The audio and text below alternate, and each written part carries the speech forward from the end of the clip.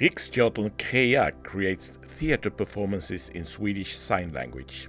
They contacted Lund University Humanities Lab some years ago and said they wanted to use motion capture to create a character in a play, a character that is projected on stage, interacts with real actors, and speaks fully understandable sign language.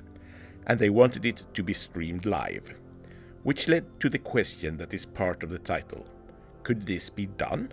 We said, probably not, but let's give it a try, as we recognize this to potentially be a good method development project, as we call them.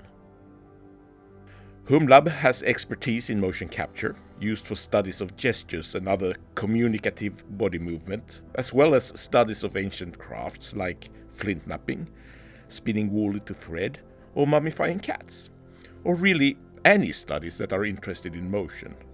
The system consists of a number of infrared cameras placed all around the volume in which the motion recording will take place.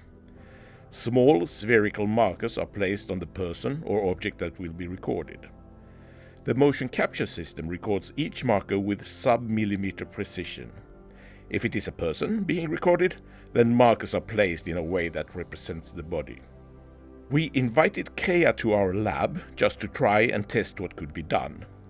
For the first try, we tested some setups and put a lot of effort trying to capture every single motion. We downloaded a virtual character and transferred the motion live to that character. This is a short video clip from this first try. To the left, you see the actor Jamila acting, and in the background you see a screen with the downloaded character. Watching the character are the director Joel Kankonen, and behind him, Crea's artistic director Mindy Drapsa. We were rather happy with what we accomplished, but when asking them what they thought, they told us it was not very useful. There is one important aspect that we at this point hadn't considered. That is the fact that in sign language, the facial motions are crucial for the understanding. The explanation we got was that the words are in the hands and in the body, but the grammar of the language are on the face. So showing a robot without any facial motions was not very useful.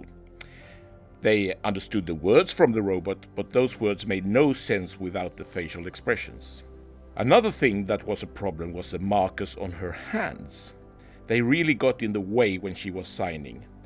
So we learned from this, developed the method further, and invited them back sometime later. To overcome the problems, we looked into some new equipment. For the face, we found an app for a smartphone that could capture what happened in the face. Relatively simple and completely free. For the hands, we found a special sort of gloves with built-in stretch sensors that could measure the motions of the fingers without any disturbing markers on the hands. Both of these new systems was incorporated into the visualization system we already used. Here is the second try with Crea with these upgrades added.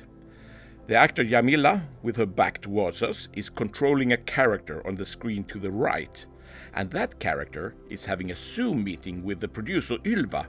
They are speaking sign language with each other, and this was the first time we got this to work. We gave the method we developed to Riksteatern Crea, and then their brilliant artists and technicians developed it further, and eventually it became a production of the Ghost of Canterville that toured Sweden during 2025.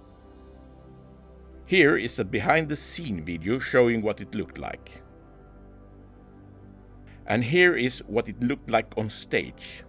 In most of the cases, they set up the mocap system backstage, but when they did the performance in Sundsvall, the actor Jamila, who played the ghost, stayed in Stockholm and did her performance from there, 400 kilometers away from the stage.